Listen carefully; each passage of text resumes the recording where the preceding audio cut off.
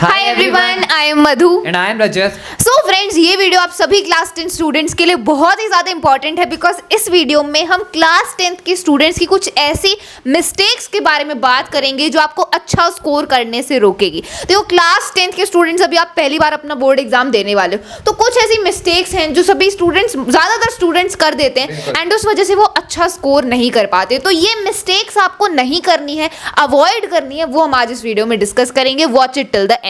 Okay, तो देखो class 10th friends, देखो बहुत इंपॉर्टेंट क्लास होती है। अब आप देखो थोड़ा चेंज तो आया, आपको नर्वस फील हो रहा होगा बिकॉज पहली बार आप अपने बोर्ड एग्जाम दोगे। ओके, लेकिन ट्रस्ट मी, बहुत ही ईजी क्लास होती है। अगर आप ये मिस्टेक्स नहीं करते हो तो बहुत ईजी आपके लिए होने वाला है अच्छा स्कोर करना। तो स्टार्ट करते हैं बिना किसी देरी के। सबसे पहली जो मिस्टेक है that is the learning method. तो देखो क्लास 9th में अभी तक आप क्या कर रहे थे, जो टीचर्स थे वो आपको क्वेश्चन आंसर्स लिखवाती थी, वही आप याद करके आप अपने एग्जाम दे देते थे। कोई ऐसा आपका कंसेप्ट बेस्ड लर्निंग इतनी नहीं होती थी। ठीक है, आपको सिंपल पढ़ाया, क्वेश्चन आंसर्स लिखवाया एंड उन्हीं में से एग्जाम आता था। लेकिन अब 10th क्लास में बोर्ड एग्जाम होंगे। बोर्ड एग्जाम मतलब ऐसे क्वेश्चंस पूछे जाएंगे, उनको आप तभी आंसर कर पाओगे अगर आपने कंसेप्ट को समझा है। तो रट्टा मारने से कुछ नहीं होगा, आपको समझना पड़ेगा एंड फिर आप उन क्वेश्चंस के आंसर कर पाओगे। तो आपका लर्निंग मेथड चेंज होना होगा। आप रट्टा नहीं मारोगे, कंसेप्ट अंडरस्टैंडिंग पे आपको ध्यान देना है। Okay, then next is multiple sources. So देखो फ्रेंड्स, ये काफ़ी ज़्यादा इंपॉर्टेंट पॉइंट है। क्यों? क्योंकि ये जो गलती है ना, ये क्लास 10th की स्टार्टिंग में सबसे ज़्यादा होती है। क्योंकि हमें ना शुरू से यही बोला जाता है कि क्लास 10th है, यहाँ पे आपको बहुत सारी चीज़ें पढ़नी पड़ेंगी, आपको PYQs भी करने पड़ेंगे। आपने तो सोचा था कि कॉम्पिटिटिव एग्जाम्स में ही PYQs करने पड़ते हैं, अब क्लास 10th के भी PYQs करने पड़ेंगे। तो बहुत मुश्किल क्लास होने वाली है। तो शुरू से ही जो एक नॉर्मल स्टूडेंट होता है, इवन मैंने भी सेम चीज़ की थी। जब मैंने अपने क्लास 10 स्टार्ट करी थी, मैं इतने सारे सोर्सेज पे डिपेंड हो गया था कि मेरे को कुछ भी समझ नहीं आ रहा। ठीक है, मुझे कहां पे किस पे कंप्लीटली रिलाई करना चाहिए। अब यहाँ पे इसका आंसर क्या होगा, इसका सोल्यूशन क्या होगा इस प्रॉब्लम का, कि CBSE ने खुद लिखा है कि जितने भी कंसेप्ट्स हम पूछेंगे अपने क्वेश्चन पेपर में, that will be from NCERT। ठीक है, क्वेश्चंस डायरेक्ट चाहे सेम ना हो, बट द कंसेप्ट, द जो आपका मेन जैसे formulas for example in maths, तो वो सेम रहने वाला। जो थ्योरम्स है वो वही की वही रहेंगी, वो चेंज नहीं होगी। ठीक है, तो आपको क्या करना है, अपना पूरा जो कंसेप्ट है वो NCERT से क्लियर करके उसके बाद NCERT एग्जाम्पलर पे मूव कर जाना है फॉर मैथ्स एंड साइंस। बाकी सब्जेक्ट में एग्जाम्पलर PYQs करने की जरूरत नहीं है। SST में NCERT और PYQs मोर देन इनफ है। साइंस और मैथ्स में NCERT plus NCERT exemplar more than enough है फॉर द होल ईयर। लेकिन जब आपका एक महीना बच जाए बोर्ड एग्जाम के लिए, तब आप मैथ और साइंस के PYQs उठा सकते हो, लेकिन पूरे साल नहीं करना, टाइम वेस्ट होगा। ये गलती शुरू में मत करना। चलो ठीक है, तो मल्टीपल सोर्सेज नहीं, आपको कुछ सोर्सेज लेने हैं लेकिन उनको अच्छे से पढ़ना है। NCERT मेन प्रायोरिटी जैसे कि बता दिया। Then spontaneous work. Spontaneous work से यहाँ पे मेरा क्या मतलब है कि नॉन कंसिस्टेंट वे में आपको पढ़ाई नहीं करनी कि भाई आज मन किया है, आज हम एकदम सारे 2-3 चैप्टर कर लेते हैं एंड देन एक हफ्ता फिर कुछ बुक पढ़ा, आपने पढ़ाई नहीं, बुक ही नहीं उठाई। तो ये नहीं होना चाहिए।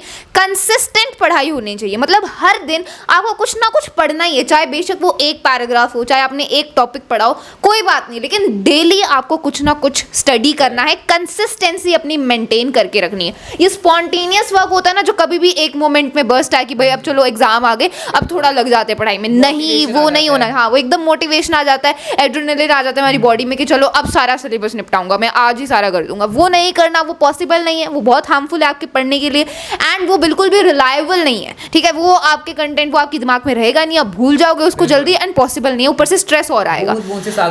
हाँ, तो कंसिस्टेंटली आपको करना है, स्पॉन्टेनियस वर्क नहीं होना चाहिए। Then is written practice. बिल्कुल, रिटन प्रैक्टिस इतनी ज्यादा इंपॉर्टेंट है और ये गलती इवन मधु ने अपनी क्लास 10th में करी थी। लेट रियलाइज होती है और सबसे बड़ी प्रॉब्लम ही यही है कि एग्जाम के बाद हमें रियलाइज होती है कि यार पेपर दिया, चाहे इतने क्वेश्चंस करे, PYQs लगा ली, सब कर लिया, लेकिन यार जब पेपर दिया तब तो पूरा ही एक्सपीरियंस ही अलग था। कुछ लिखा ही नहीं जा रहा था, कुछ याद ही नहीं आ रहा था। प्रैक्टिस तो इतनी करी थी, ट्यूशन भी गए थे, सब जगह गए थे, कुछ हुआ क्यों नहीं?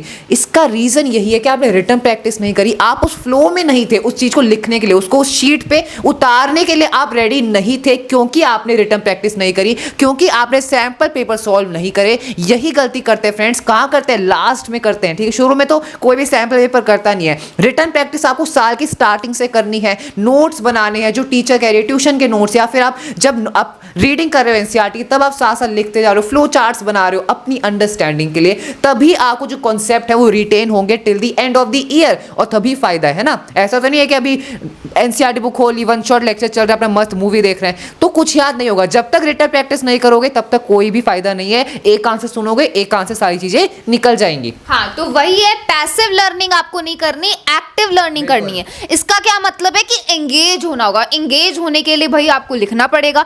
एंड ये मैं नहीं कह रही, कोई भी आप टॉपिक पढ़ रहे हो तो सिंपल बैठ के नहीं पढ़ना, हमेशा कॉपी पेन आपके हाथ में होना ही चाहिए। चाहे बेशक आप एक वर्ड लिख रहे हो, कीवर्ड्स ही लिख रहे हो, फ्लो चार्ट बना लो भाई, पिक्चर बना लो, डायग्राम बना लो, जो आपका मन करे करो, लेकिन एंगेज होना है, एक्टिव लर्निंग होनी है। वरना पैसिव लर्निंग में तो सर के ऊपर से जाता है, फिर दोबारा आपको एग्जाम टाइम पे दोबारा सारा पढ़ना पड़ेगा, भूल चुके होगे, तो वो नहीं होना। इसलिए रिटन प्रैक्टिस, आंसर की फॉर्म आपको खुद अपने आंसर बनाने पड़ेंगे बोर्ड एग्जाम में, इंग्लिश अच्छी होनी चाहिए उसके लिए, है ना। तो वो कैसे होगा, जब रिटन प्रैक्टिस होगी, आपकी स्पीड होनी चाहिए अच्छी। ओके, बिल्कुल। और एक तो ये ह्यूमन साइंस भी होती है कि अगर हम कोई भी चीज सिर्फ रीड करते हैं, लर्न करने की कोशिश करते हैं तो हमें नींद आ जाती है, ठीक है। अगर आपका हाथ चलेगा ना तो जो ब्रेन और हैंड का कोऑर्डिनेशन बैठता है ना, उससे आप हमेशा एक्टिव रहोगे, ठीक है, और आपको चीजें याद होंगी। ये बेसिक साइंस आप सर्च कर लेना चाहे गूगल पे। हाँ। तो बहुत इंपॉर्टेंट तो ये तो देखो साइंटिफिकली प्रूवन भी है। अगर आप सिर्फ पैसिव होके बैठ के बस वीडियो चला के बैठे हो या बुक खोल के बैठे हो तो नहीं होगा, आपको इंगेज होना पड़ेगा। चाहे आप खुद को पढ़ाओ, चाहे बोल बोल के पढ़ो, चाहे लिखो, लेकिन इंगेज जरूर होना है। एंड उसके लिए सबसे बड़ा आपका की फैक्टर है रिटन प्रैक्टिस। ये इसके बहुत ज्यादा फायदे हैं, that I can not stress enough.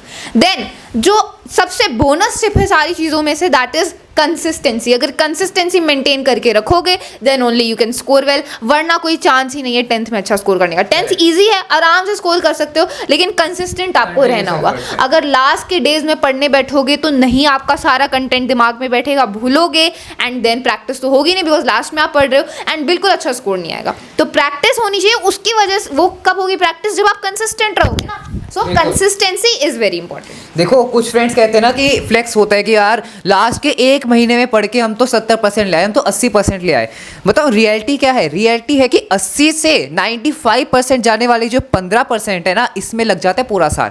ये रियलिटी है। जो फ्रेंड्स ये काफ़ी रील शॉर्ट्स डलते रहते हैं, यार मैं एक महीने पढ़ के, एक हफ्ते पहले पढ़ के मैं इतने मार्क्स ले आया, 70%, 80%, और तेरे 95 आए हैं। क्या है ये? तूने पूरा साल पढ़ा। रियलिटी ये है कि उस 80 से 95 प्लस जाने में सारी ताकत लग जाती है, उसी में तो है सारी टिप्स काम आती, यही गलतियां होती तब, ठीक है। तो ये उनके लिए है जो फ्रेंड्स ये कहते हैं ना कि हम तो एक महीने पहले पढ़ लेंगे, इंग्लिश तो हफ्ते पहले पढ़ेंगे, सब हो जाएगा। नहीं, तो ये आपको सारी चीजें, सारी गलतियों को दिमाग में रखना है, और उससे सोल्यूशन भी हमने आपको साथ साथ बताया। 60-70 स्कोर करना फ्रेंड्स वो तो बहुत ईजी है। थोड़ा बहुत आपने पढ़ लिया, बना बुनो के लिख देते, तेरे तो नंबर मिल जाते हैं।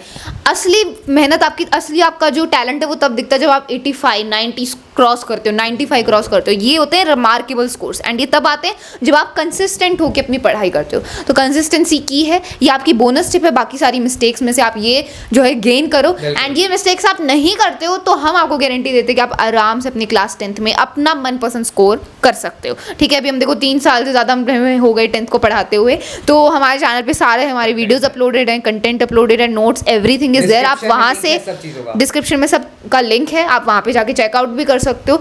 तो जो आपको हेल्प चाहिए हमसे वो हम आपको प्रोवाइड करेंगे, लास्ट तक सपोर्ट करने वाले हैं, एंड आपको क्या करना है अपनी साइड से वो हमने आपको बता दिया। So that's all for this video. Thank you so much.